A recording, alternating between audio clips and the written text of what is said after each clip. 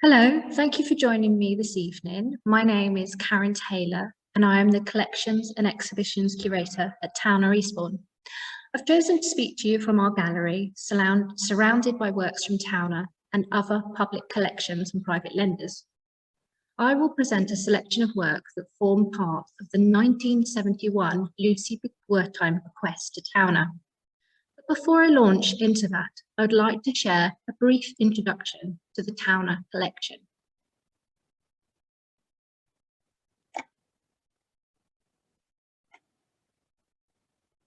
Towner's collection features about 5,000 artworks, including a range of important 20th century British artists, such as Christopher Wood, Edward Borden, Francis Hodgkins, Victor Passmore, Vanessa Bell and Duncan Grant. It also boasts a major body of work by Eric Revilius on display in our Revilius Gallery. Contemporary artists represented include Donna Pumfra, Lawrence Abu Hammond, Tasta Dean, David Nash and Anya Galaccio, with recent acquisitions by Dinio Seiche Bopape, Rachel Jones and Claire Woods. Towner was founded in 1923, following the 1920 bequest of a prominent Eastbourne alderman, John Towner. He bequeathed £6,000 to the Corporation of Eastbourne, with the direction that it must be applied towards the building of an art gallery. An 18th century manor house in the old town of Eastbourne was purchased and became the first home for the Towner Art Gallery, and thereafter the domestic scale of the building shaped the collection that evolved inside its walls.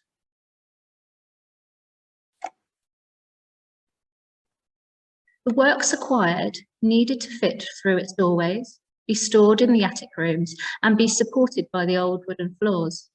This remained the case for 90 years until Towner moved to its present home in 2009 to a modernist style building designed by Rick Mather Architects. John Towner also instructed that 20 paintings from his collection of Victorian art should be chosen to start a collection for the new Eastbourne Gallery. These Victorian narrative paintings became known as the Towner bequest and form the foundation of the Towner collection.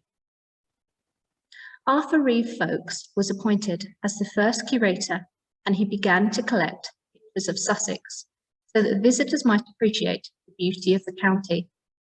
This emphasis on landscape remains a strength in the Towner collection, although our notion of what is meant by landscape has evolved to include shifting political landscapes, borders, and migration.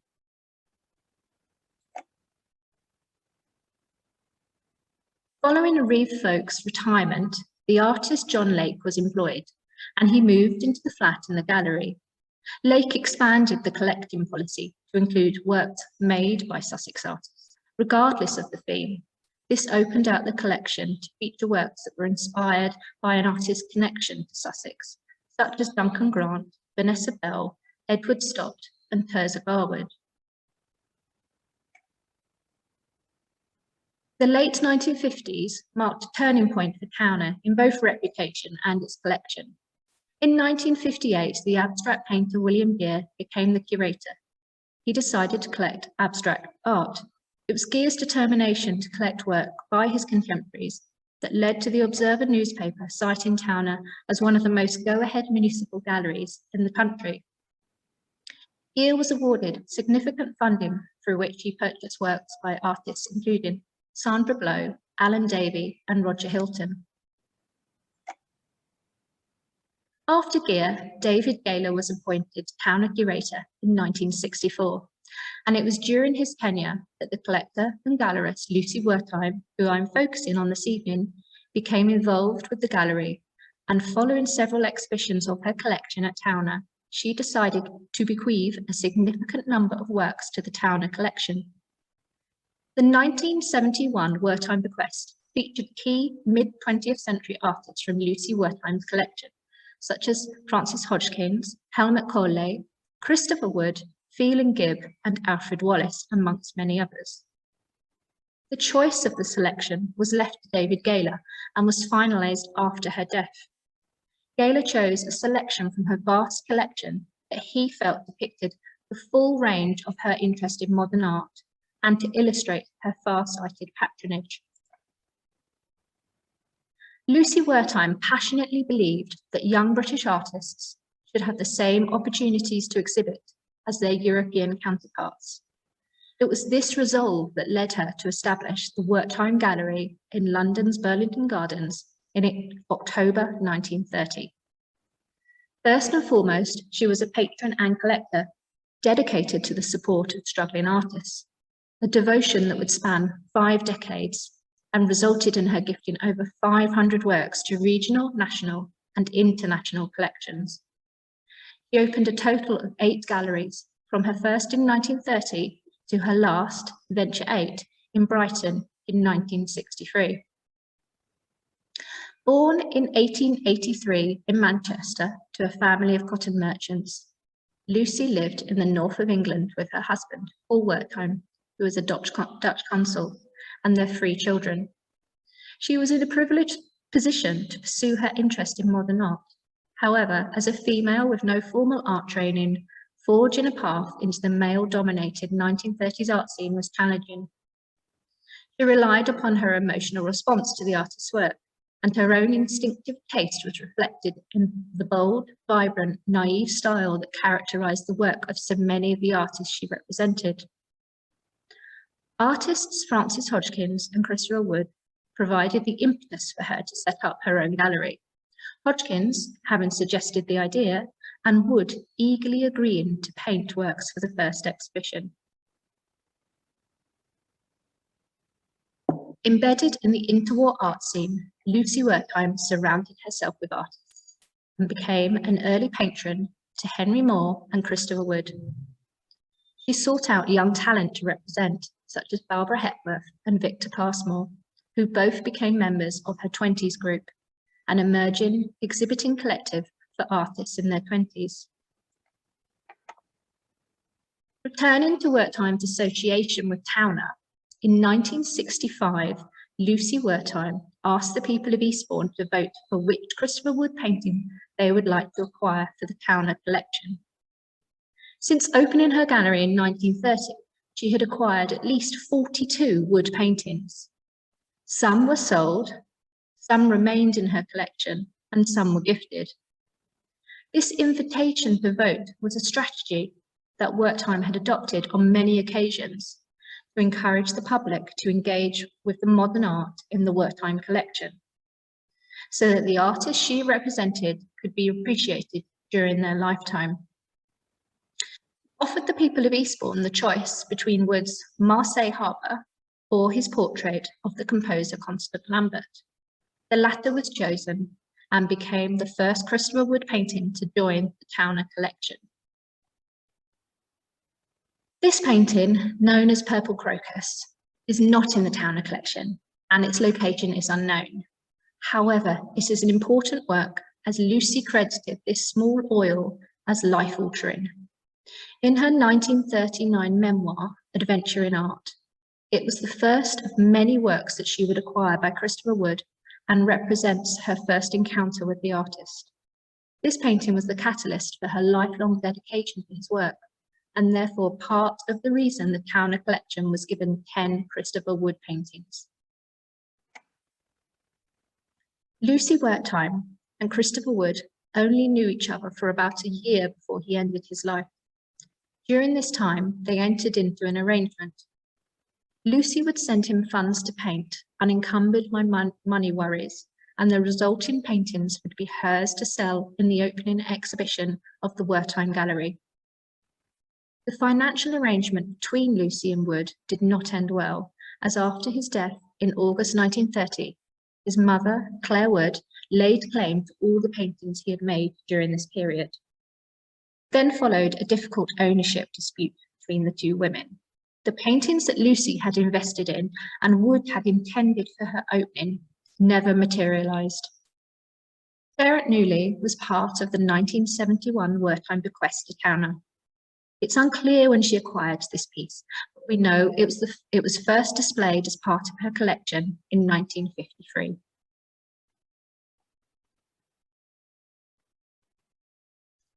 When Lucy first exhibited French crab boats in 1931, it was titled as Off the Coast of Brittany.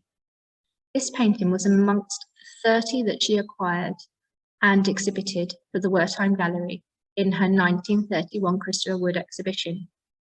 She also owned and exhibited Boat in Harbour, Brittany, which she was determined should represent Christopher Wood in the Tate collection. She first attempted to place the painting with Tate in 1953. She wrote to the director, John Rothenstein, to offer the work. He declined as the trustees did not feel able to meet the conditions involved. He had offered the painting on the premise that Tate would exhibit her collection. In 1954, she again attempted to place this painting with them by offering to sell it to them, but the trustees felt her prices, even by prevailing standards, very high, and so declined. Eventually, in 1962, she succeeded and unconditionally gifted Boat in Harbour. Such was her resolve that one of her Christopher Woods should be amongst those acquired for the Tate collection. New Zealand-born Frances Hodgkins was a woman of similar character to Lucy, strong-willed, independent and proud. Intrigued as much by the artist as her modern art, Wertheim began to collect Hodgkin's work, on occasion purchasing several at a time. This dedicated patronage resulted in Hodgkin's remark that Lucy should open her own gallery. For us poor artists, her enthusiasm would make it a success. This comment was a precursor to Hodgkin's later request for Lucy to refrain from supporting her. Struggling to paint due to lack of funds and poor health, Hodgkins initially accepted Wertheim's gifts of money, food and clothes, thanking her in her letters for her genuine help for a struggling pal. However, she grew weary of the charity and asked Lucy to stop buying her work and stop sending her money. Not wishing to abandon her friend, Wertheim continued her aid and was hurt when Hodgkins eventually wrote, "I shall always be deeply grateful for you, for what you have done for me. I feel I must not sponge or lean on you any longer. It is bad for us both."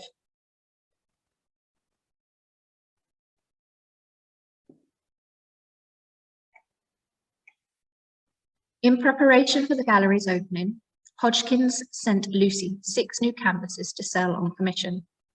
It is likely that Man with McCall, as the painting was first known, was one of the 6. The portrait is of Cedric Morris, who also exhibited at the Wertheim Gallery. Hodgkins and Morris met in 1917 in Newley, Cornwall. Although Hodgkins was 20 years his senior, the two became lifelong friends. The McCall with Morris is a pet gifted to him by a Jamaican sailor. Its name was Rubio, and apparently it had a foul tongue. Hodgkin's painting, Still Life, can still be seen in one of the only 2 photographs known to exist for the Wertheim Gallery. Lucy never sold this work, and it remained in her collection until it's bequeathed to Towner. You can see Hodgkin's still life painting just behind Henry Moore's head. Keep poking out there. The Wertheim Gallery opened with an exhibition called Modern Paintings in October 1930. Paintings by a selection of artists, including Christopher Wood, Matthew Smith, Frances Hodgkins, and Cedric Morris, were spaciously hung on buff-coloured walls. The gallery was arranged like a room in a domestic home to suggest the drawing room of the client. The Observer reported, "The Wertheim Gallery has nothing of the severity and stodginess of so many of the London galleries, nothing of that awe-inspiring atmosphere which makes you talk in a whisper. A visit to the Wertheim Gallery is more like going to see a friend and admiring his collection of pictures in the intimacy of a home." Located opposite the back entrance to the Royal Academy in Burlington Gardens, the gallery was well placed to attract both artists and art buyers. But it was not Lucy's intention for the gallery to be a commercial one. She wanted only to show work she believed in and to build the reputation of living artists to enable them to sell their work during their lifetime. However, merely opening the doors of the gallery was not enough. It soon became apparent that the public found the modern art exhibited difficult to understand and appreciate. She needed to find a way to introduce and engage people with the art, and she did that by devising an infrastructure beyond the walls of her gallery in Mayfair. She organised free touring exhibitions offered to public galleries and community spaces around the country, alongside a progressive schools programme and loan scheme to expose the young minds to modern art. Lucy believed that if she gave pupils the tools, the art, and the opportunity to relate to these works without bias, they would see its value and become future supporters. The final part of the dissemination was to place as many of her artists in public collections to infiltrate and influence the male-dominated establishment. This desire to share her modern art collection for the benefit of the artists is one of the reasons that Towner benefited from her generous gift, as did Auckland Art Gallery in New Zealand, who received 196 works, and Salford Art Gallery, over 200. I'd like to share a few more of these artists with you now, and the works that follow, bar one, were all part of the 1971 Wertheim bequest to Towner. The German painter Helmut travelled extensively as a young man until he settled in France with his partner and mentor, the German art collector Wilhelm Ude. Searching for modern artists to show in her gallery, Lucy received word of Ude's young protégé. These dark, powerful paintings were a contrast to Pole, who had suffered from an ongoing heart condition since 1922. He drew men in roles seen as traditionally as strong as boxers, bullfighters, and soldiers. Lucy gave Pole his first English show at the Wartime Gallery in March 1931, but he was unable to attend due to his health. The exhibition was not well received by the public or critics. Lucy said, "My feelings were jarred day after day, and I could only be thankful that the artist was not present to hear the stupid, unintelligent remarks made about his paintings." The Scotsman newspaper led with headline, "Frightfulness in Paint," and reported the show will stagger more people than it'll charm. Such full-blooded and forthright paintings have at least a tonic. Dissatisfied with the art scene in England, Harry Phelan Gibb moved to Paris around 1889. There he met Henri Matisse and Georges Braque. Influenced by them and the work of Cézanne, he began to paint in a manner characterized by dynamic brushwork and bold color. Modernist author Gertrude Stein was an admirer and friend to Gibb. He was a regular guest at her Paris literary salon, and she played a vital part in his artistic life. His friendship with Stein led her to compose a portrait in words dedicated to Gibb. Stein poetically played with free phrases. He is suffering, he is hoping, he is succeeding.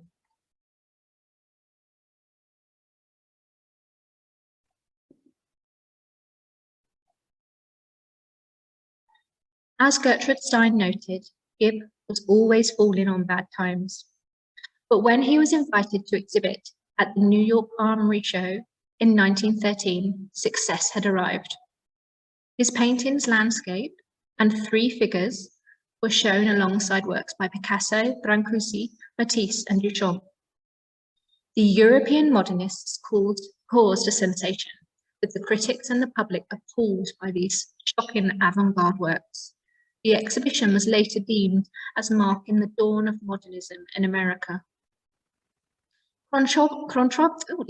Controversy followed Gibb and his modern paintings of nudes.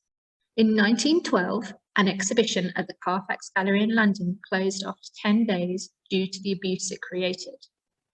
The more liberal Parisians embraced his solo debut at the Wertheim Gallery in 1913, when over 1,000 people attended the private view. It was then transferred to Dublin, but never opened, as pressure from the church forced the police to confiscate the paintings. They objected to the obscene nudes, and Gibbs' work was not returned to him until 1933. Gibb left Paris and eventually returned to London in 1930, setting up a studio in Chelsea. The artist, having fallen on bad times and in his 60s, sought out Lucy Wertheim with the intention of selling the entire contents of his studio to the gallerist.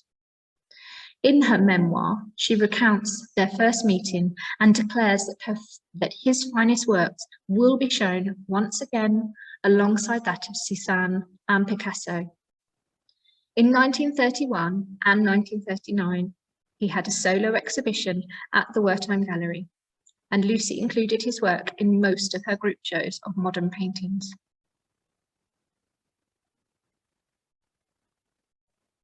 Cornish fisherman and self-taught artist Alfred Wallace is known for his naive landscapes. Although Wallace's work was appreciated by artists such as Christopher Wood and Ben Nicholson, who reputedly discovered him in 1928, at the time, Wallace's paintings did not appeal to the wider public, as Lucy discovered, and he died in poverty in a workhouse near Penzance in 1942. Lucy Wertheim was one of the only gallerists to visit Wallace in St Ives. She bought 20 paintings for a dedicated Wallace exhibition in 1931. Thereafter, Lucy included his work in many group shows, and at least 4 of those purchased became part of the permanent Wertheim collection.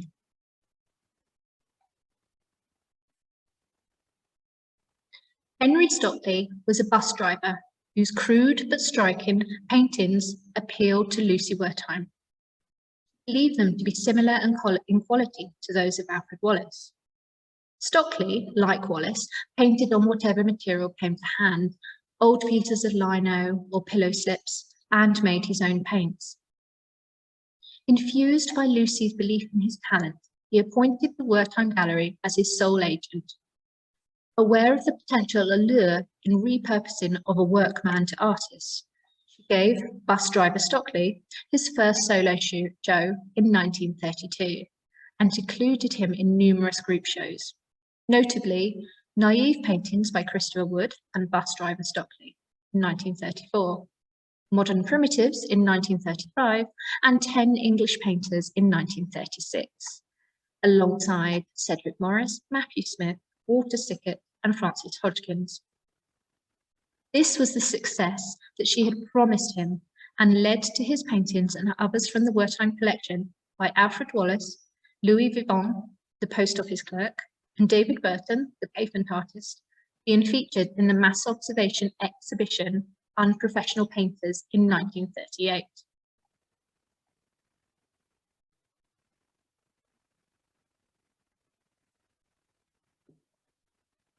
Kathleen Warren worked and lived in the basement of the Wertheim Gallery from 1934 to 37. The young artist was vivacious and unpredictable and given to bouts of enthusiastic painting. One of Warren's duties was to make tea for the guests who attended the afternoon private views. On one occasion, Lucy recalled that Kathleen was seized with a desire to do a still life of objects on the kitchen dresser, mistook her paint rag for her dishcloth. One guest after another pushed their cup away, exclaiming, "What vile stuff, it tastes more like turpentine than tea." Kathleen left the Wertheim Gallery when she married, just before war broke out. Later, she trained to be a nurse, but continued to paint throughout her life. The pair became lifelong friends, and eventually Warren and her husband cared for Lucy for the final years of her life. This painting, Ballet Dancers, was rediscovered recently by the Warren estate and recognised as the illustration included in Lucy Wertheim's 1947 publication, Adventure in Art. The Warren estate decided to give the painting to Towner in memory of the lifelong friendship shared between Kathleen Warren and Lucy Wertheim.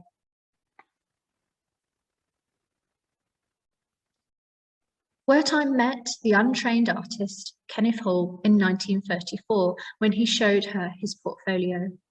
She promised him his first solo show, and within a few months his work was on display in her gallery. Other solo shows followed in 36, 37 and 38, and over the years she acquired a significant number of his paintings for the Wertheim collection. Kenneth Hall co-founded the White Stag Group with artist and partner Basil Rocozzi. They produced work in response to Rocozzi's society, who met to discuss psychoanalysis and explore group therapy. Hall made a series of London landscapes with heavy black lines denoting the form of the buildings and streets over flat, garish colours. He contributed one such painting, Cork Street, to an annual exhibition of the 20s group, Lucy Wertheim's group for emerging artists in their 20s. With the outbreak of war looming, Hall and Rocozzi relocated to Ireland to live as pacifists, where they continued to paint and exhibit as the White Stag Group. David Goman also exhibited as a member of Lucy Wertheim's 20s group and was among several artists that she paid a weekly wage to paint. They in return gave her all the work to the Wertheim Gallery. Goman later recalled that he could not envisage those years from 1932 until the outbreak of war without her financial help and encouragement. He had always had a love for the theatre, and Lucy encouraged him to explore this further by introducing him to Lillian Bayliss, who managed the Old Vic and Sadler's Wells Theatre in London. Bayliss invited Goman to draw backstage, where he met the young Margot Fontaine. The final painting I'd like to talk to you about that was in part of the Wertheim bequest is by an unknown painter, Elsa Rodmill. It's undated and titled The Chase, the Hunt. Since 1971, when the work joined the Towner collection, literally nothing has been known about this artist, and what has recently been discovered is still limited. It seems most likely that Wertheim met Rodmill in Brighton in the late 1950s. Rodmill's primitive, distinct style appealed to Lucy, and she acquired several for her collection, including them in her exhibitions at regional galleries and museums alongside her paintings by Christopher Wood and Alfred Wallace. That was the remarkable quality about Lucy Wertheim. She did not discriminate. Her decision to represent or exhibit an artist was based on her emotional response to their work. She was drawn to the underrepresented, whether this was based on youth, old age, sexuality or gender, the common denominator being the modern art they produced. Her gift to Towner in 1971 was Lucy's final significant gift to a public collection. Her legacy is a wealth of paintings by many key artists in the representation of mid-century modern art, such as Christopher Wood, Alfred Wallace and Francis Hodgkins, and many by artists that are yet to be known. Thank you for listening.